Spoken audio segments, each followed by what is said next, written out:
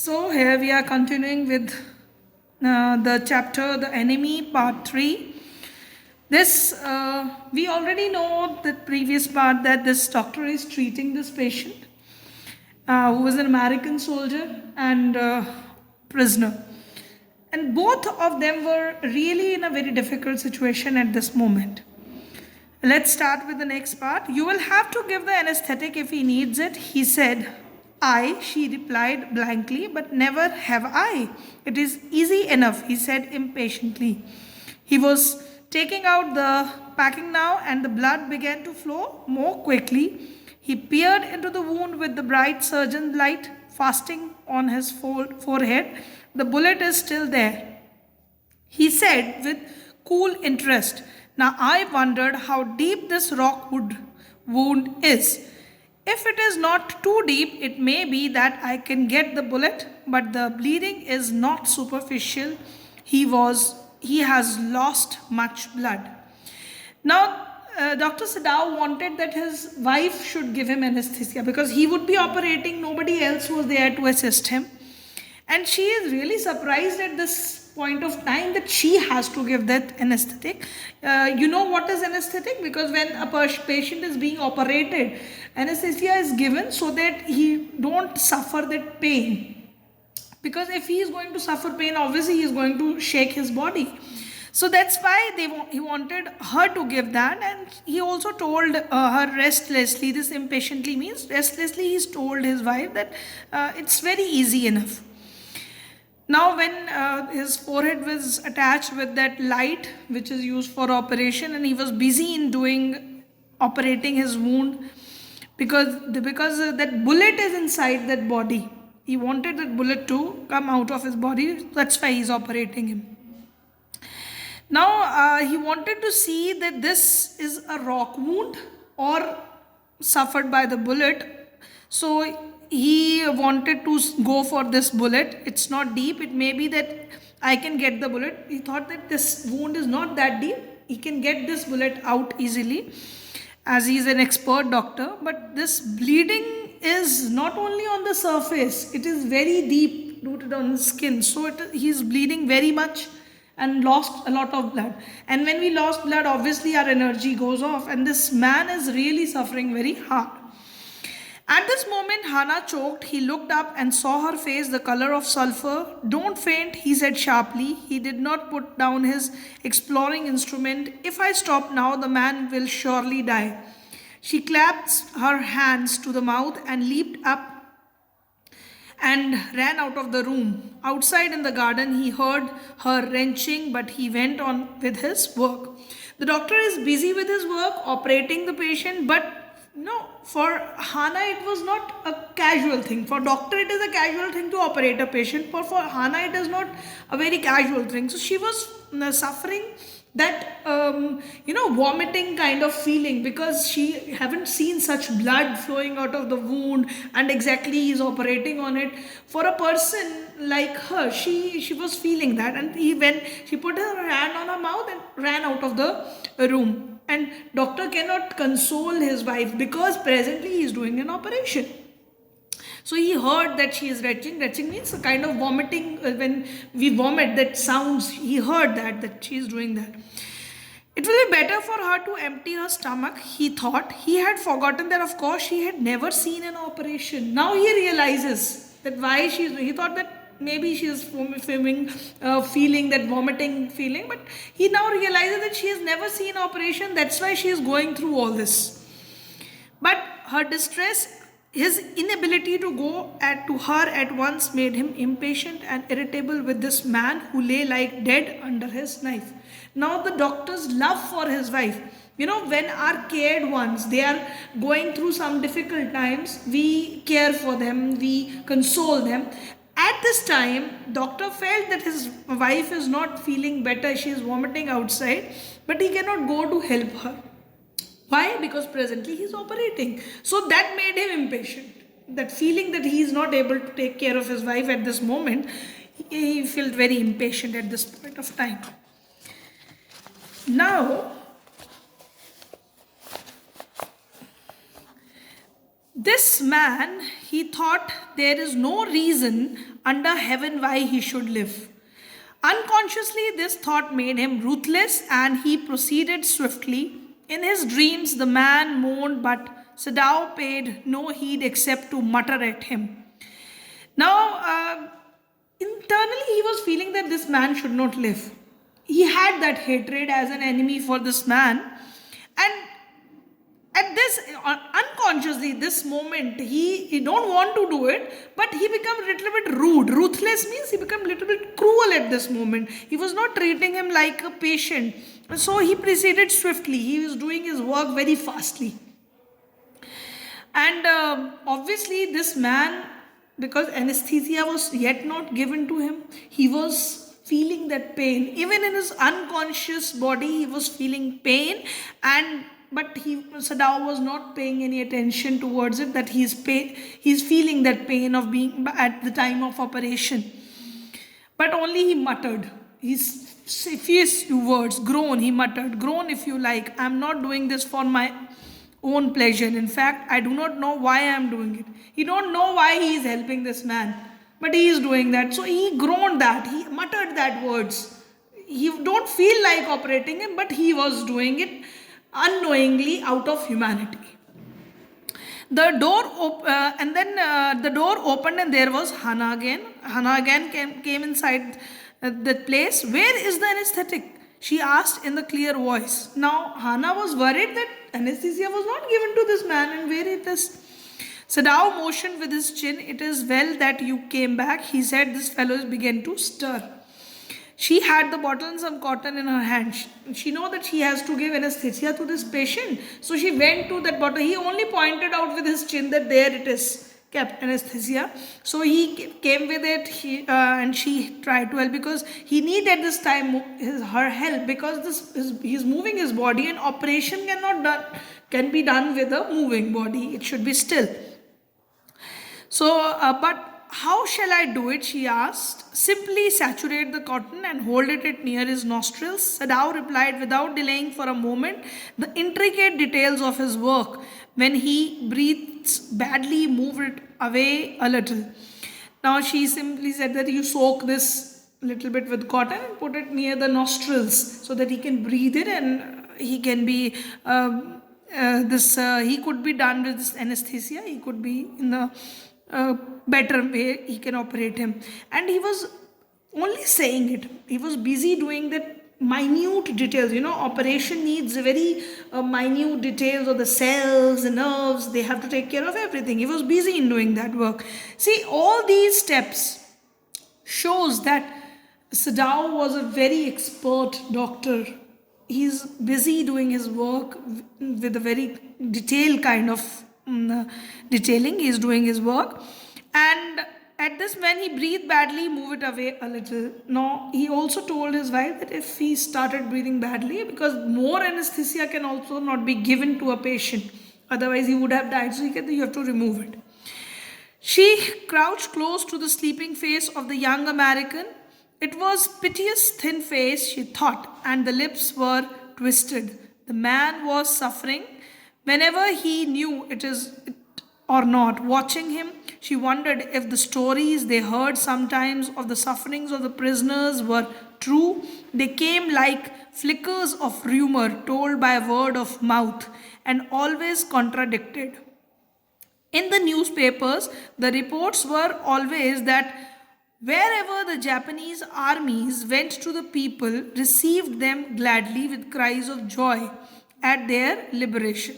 But sometimes she remembered such men as General Takima, who at home beats his wife cruelly, though no one mentioned it. Now that he had fought so victoriously a battle in Manchuria, it is if a man like that could be so cruel to a woman in his power, would he not be cruel to one like this, for instance?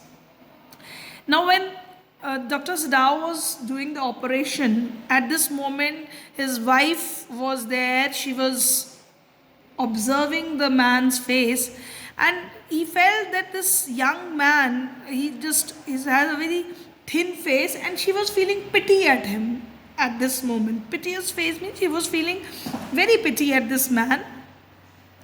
And she thought the lips were twisted. The man was suffering whether he knew it or not. He know from her face, from that man's face, she knew that this man is really suffering very hard. And because she was and when he was watching her face, he goes through those news which he heard from the mouth, means from people and the surrounding. Word of mouth refers to, it is a kind of a gossip, or from the newspapers. So she heard that news earlier, that what kind of treatment was given to the prisoners.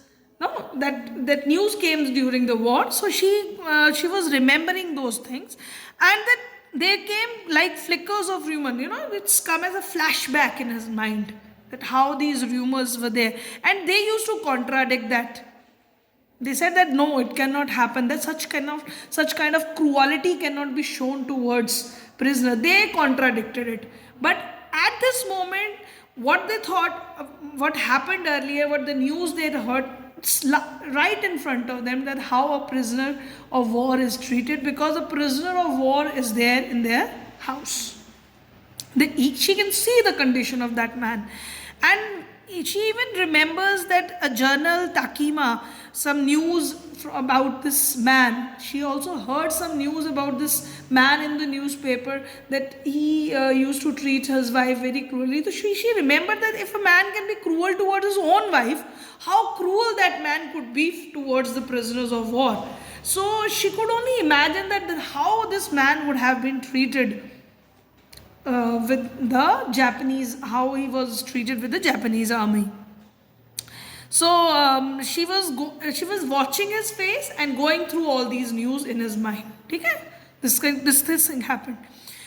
She hoped anxiously that this young man had not been tortured. It was at this moment she observed deep red scars on his neck just under the ears. Now she was hoping this man was not tortured like that, but she observed that some scars were there near his neck, deep scars were there, and even near the ear, under the ears. Those scars, she murmured, lifting her eyes to sit down. She even pointed out those scars on his lower end of the ear. She even pointed to doctor.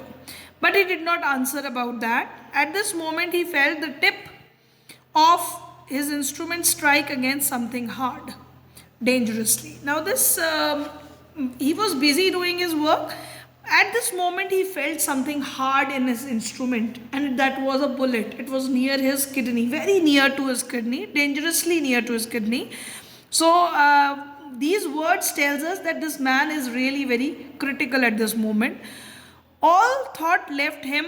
He felt only the purest pleasure. He probed with his fingers, delicately familiar with every atom of this human body. See how beautifully this is. Whatever he was going through, the thoughts were there in his mind, it all went away. He was feeling purest pleasure. Why it is referred as purest pleasure? Because he was a doctor. He found what he was searching for, that bullet, and he felt happy for that he is able to, and with his fingers he probed into it, and delicately familiar with every atom of his body. This also reflects that he is a very expert doctor. Every atom of his body means every minute detail of the human body he knew, and very delicately he picked that bullet out. His old American professor of anatomy had seen to that knowledge. Ignorance of that human body is the surgeon's cardinal sin, sirs. Now he remembered at this moment what his professor of anatomy in America has taught him, that if you don't know about human body as a doctor, so this is the fundamental offense of a doctor, biggest sin doctor can. Obviously an expert doctor can treat a patient, but if you are not knowledgeable about that thing, you are doing a sin. So he had thundered at his classes years after years. So these words were listened in the class, many years after years. Every teacher used to teach their children same kind of things, that you should learn this, you should repeat this. Just as we teachers teaches you, same way his teacher also taught him that you should know each and every detail about human body. So, to operate without a complete knowledge of his body, as if you had made it, anything less than that is murder. So, he knows that every complete knowledge of the body you must have, then only you can be expert in it. And if you are doing it without this, without complete knowledge, that is similar to murder you are doing with the patient. Because if you are not expert with it, so you are treating your patient like a murderer used to treat a human being. So that what his teacher taught him. So this passage is very important, which again tells us that how his teacher, how his professor of anatomy has taught him, how he gathered the details, and those words were still there in his mind. So he was doing the work with that kind of expertness. He was not showing any leniency. It is not quite at the kidney, my friend, Sadao murmured. It was hit. It was his habit to murmur to the patient when he forgot himself in an operation. My friend, he always called his patient, so now he did, forgetting that this was his enemy. So we find at this moment that he was so absorbed, he was so lost in doing this operation. It was his habit. He used to talk with his patient when he was operating them, and that he used to call his patient my friend, that okay, it's fine, it's your bullet was not near the kidney, you are saved. So he was murmuring that, and he called him my friend. That shows that at this moment this patient was only a patient for him, he was no more an enemy for him. So he was treating him with his complete dedication. He was not, that thought was now lost from his mind that he is his enemy. Then quickly, with the cleanest and most precise of incision, the bullet was out. The man quivered, but he was still unconscious. Nevertheless, he muttered a few English words. Guts, he muttered, choking, they got my guts. Sadao, Hana cried sharply. Hush, Sadao said. Now he put that he make a little bit incision, means he made a little bit cut there, and very expertly the man obviously trembled at this moment, but this bullet was out. And at this moment, obviously, he muttered some word. Unconsciously, he muttered some word that they got my guts. He was an American, so in that slang that they are torturing me. And that day, and when he said something, Hana became again impatient that he is now getting consciousness. So Sadao said her to be quiet. You know that he is really, all this time also he is unconscious. The man sank again into silence so profound that Sadao took up his wrist. Hating to touch of it, yes, there was still a pulse, so faint, so feeble, but enough if he wanted the man to live, to give hope. So when he again became faint, so he just tried to touch his wrist. Now at this moment, he again felt that hate for him. He don't want to touch his wrist. But he touched it, he felt the pulse, and it was very low. So what he did, but he was hopeful because that feeble pulse was still there. So, but certainly I do not want this man to live, he thought. No more anesthetic, he told Hana. He said that don't give any more anesthetic now. He turned as swiftly as though he had never paused, and from his medicine he chose a small vial. From it filled a hypodermic and thrusted it into the patient's left arm. Vial refers to the bottle, and this hypodermic refers to now the way doctor filled the injections. They try to fill the injection, and then he put that injection under his skin. That is called as hypodermic, and then they put it into his patient's left arm so that that pulse could recover. So he was doing whatever a doctor can do. Then putting down the needle, he took the man's wrist again. The pulse under his fingers fluttered once or twice and then grew stronger. Now he felt that there was a pulse inside their body and it was getting stronger. So he gave that medicine which is going to improvise his pulse rate. This man will live in spite of all, he said to Hannah and sighed. Now this is what he felt, because as a doctor he know that his condition is very critical. In spite of all the negative situation this man faced, it may be with his enemies, at this army camp where he was captured, from running from that place, getting that bullet in his body, and suffering the waves, the rocks, all these bad, worst condition, and then this operation. In that worst condition, this doctor knew that this man has really an internal strength to live. That's how this man is going to live. So he felt that, and he said this to his wife too. So this man will live in spite of all. The young man woke so weak, he blew his blue eyes so terrified when he perceived where he was, that Hannah felt compelled to apologize. So she herself served him, for none of the servant would enter the room. Now when this man get the consciousness, Hannah was serving him, because we already know that servants were not, they were reluctant that they are not going to attend this patient, because they were worried that maybe they will be punished for all this, for helping an enemy.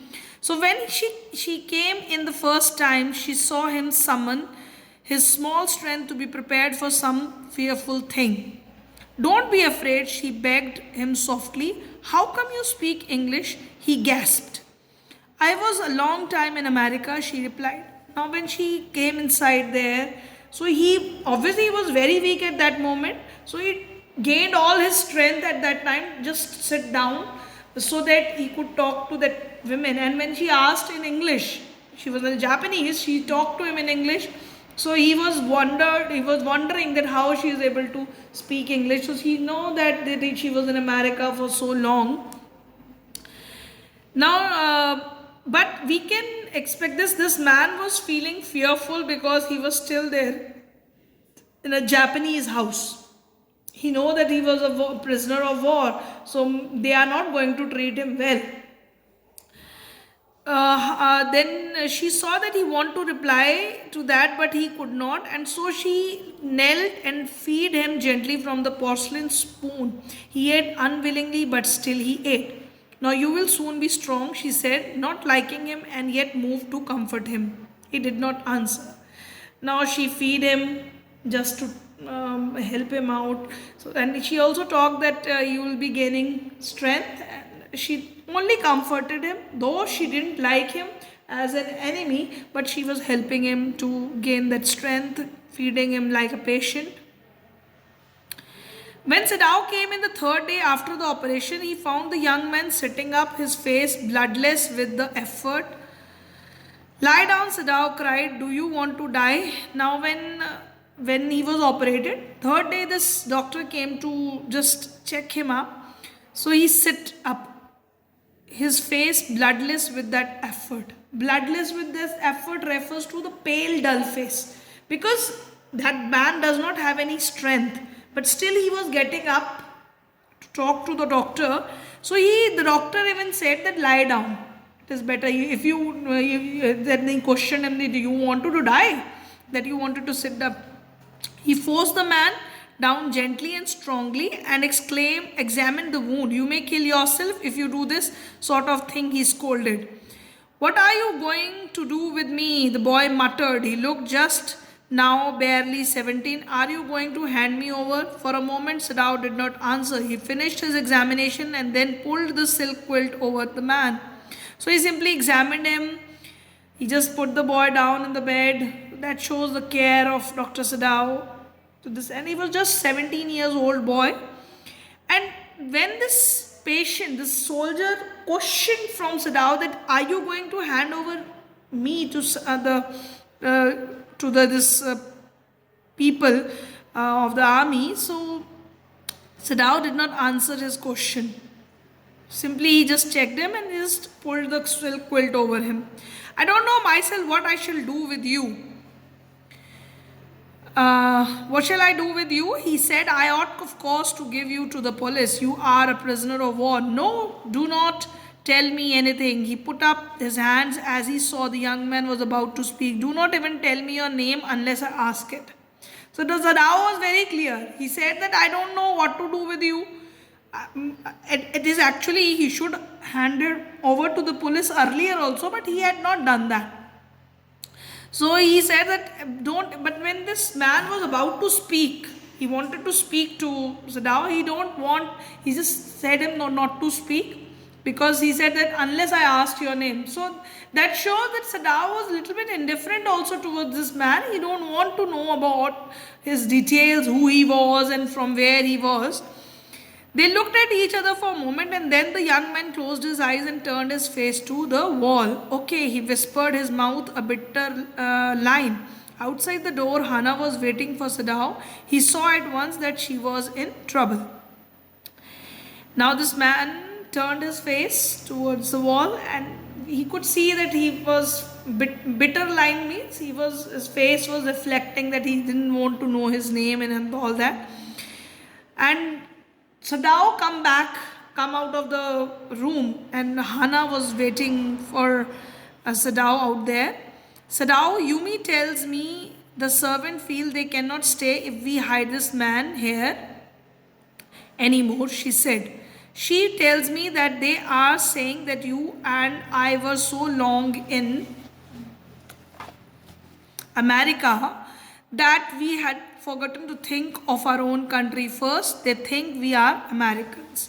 Now she says that the servants are thinking that we lived in America for so long, that's why we are treating this man, and we are not thinking about our country. So the servants were opposing their decision. It's not true, Sadao said harshly. Americans are our enemies, but I have been trained not to let a man die if I can help it. The servants cannot understand that, she said anxiously. No, he agreed. Now they know that servants cannot understand the position of a doctor who is trained to help a dying man. So he agreed to his wife that obviously servants cannot understand all this. Neither seems able to say more, and somehow the household dragged on. The servants grew more watchful. Their courtesy was as careful. As ever, but their eyes were cold upon the pair to whom they were hired. Now the servants were doing the household work. They were dragging it, but they were a little bit alert. Why they were alert? Because they don't want to be in any trouble, as this enemy was there in their house, and they were a little bit watchful, and they were not answering their owners, that means Hana and Dr. Sadao. They were not very loving towards them at this moment. Cold means they were not very loving, or they're not being very caring towards their their masters. Simply they are doing the household work, just dragging it. It is clear what our master ought to do, the old gardener said one morning. He had worked with flowers all his life and had been a specialist too in moss. For Sadao's father, he had made one of the finest moss gardens in Japan, sweeping the bright green carpet constantly so not a leaf or a pine needle marred the velvet of its surface. My old master's son knows very well what he ought to do, he now said, pinching a bud from a bush as he spoke. When the man was so near death, why he did not let him bleed. Now, according to the gardener, he was saying that, he worked all his life in the flowers, and they also reflect in this paragraph that his father, Dr. Sadao's father, he has grown a very good garden with good kind of variety of velvet kind of moss there, and he was taking care of that garden very well, that not even a single pine or leaf was there on that. Moss is very velvet touch or soft in touch. And this gardener was saying that this my old master's son knew that what he is doing, and he should have let that man bleed on the operation table so that he would have died. According to their viewpoint, they don't want that this enemy should stay alive. He should be dead. That young master is so proud of his skill to save his life that he saves any life. The cook said contemptuously. She split a fowl neck skillfully and held the fluttering bird and let its blood flow into the roots of the wisteria vine.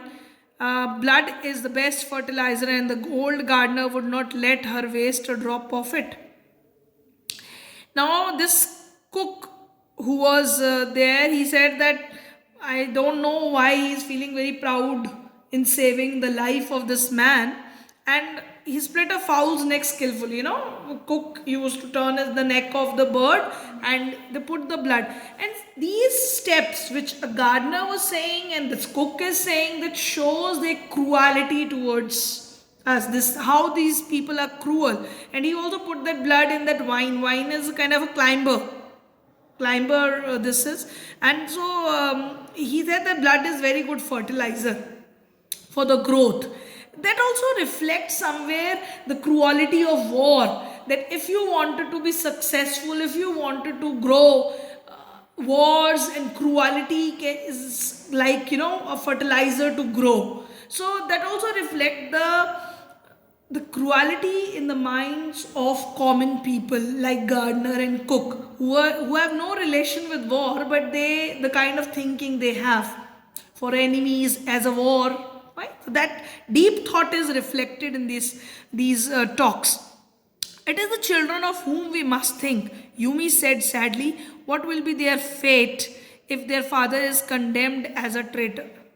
Now they both were talking. Now she was thinking that what would happen to our children if we will be treated as a traitors. Traitors means who go against their own country, who planned something against their country.